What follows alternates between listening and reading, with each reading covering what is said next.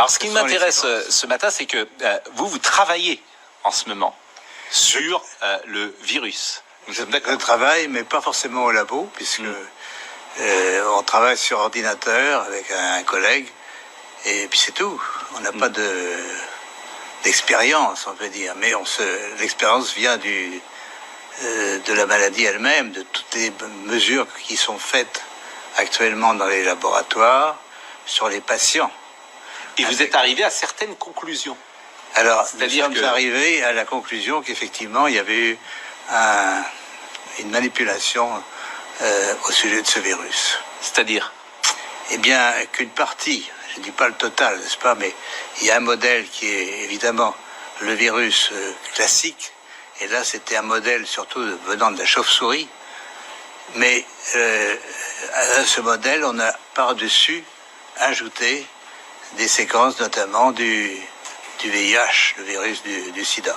Mais quand vous dites « on a ajouté », qui a ajouté? Ah, moi, je ne sais pas. Mais c'est pas naturel, c'est ce que vous voulez dire? Non, ce n'est pas naturel. C'était un travail de professionnel, un travail de biologiste moléculaire.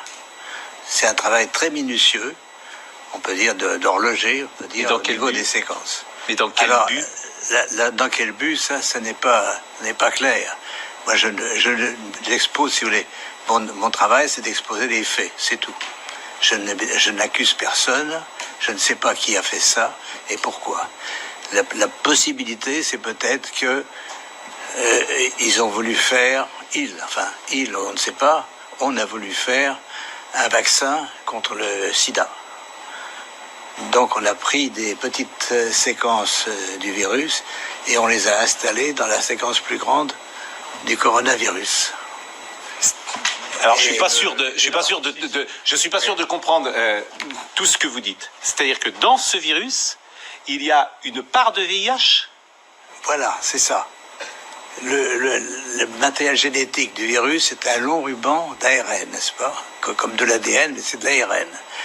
Et dans ce long ruban, à une certaine place, on a fixé des séquences petites de VIH. Mais ces séquences petites ne sont pas petites pour ne rien vouloir dire. Elles ont la possibilité de modifier, par exemple, ce qu'on appelle des sites antigéniques. C'est-à-dire, si on veut faire un vaccin, on peut très bien modifier la protéine qui est exposée pour le vaccin par une petite séquence venant d'un autre virus. Mais vous êtes certain de ça? Parce qu'on a dit que le bruit a couru, que c'était d'une origine humaine finalement, et ça a été ensuite réfuté par la plupart des autorités scientifiques quand même. Il y a quand même une volonté d'étouffement, si vous voulez. Les travaux, nous ne sommes pas les premiers. Un groupe de chercheurs indiens, très, très renommés, avait publié de la même chose. On les aura forcés à rétracter. Et on les a forcés comment? C'est-à-dire, c'est annulé. Il y a, si vous regardez leur publication, vous avez une grande bande annulée parce que... Et ce que vous dites là, la plupart des scientifiques disent le contraire quand même. De moins en moins.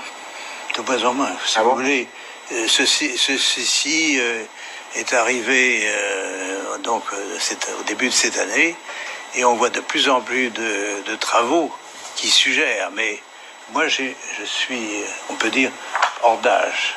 Je suis prix Nobel et je peux travailler librement. J'ai donc aucune pression sur moi.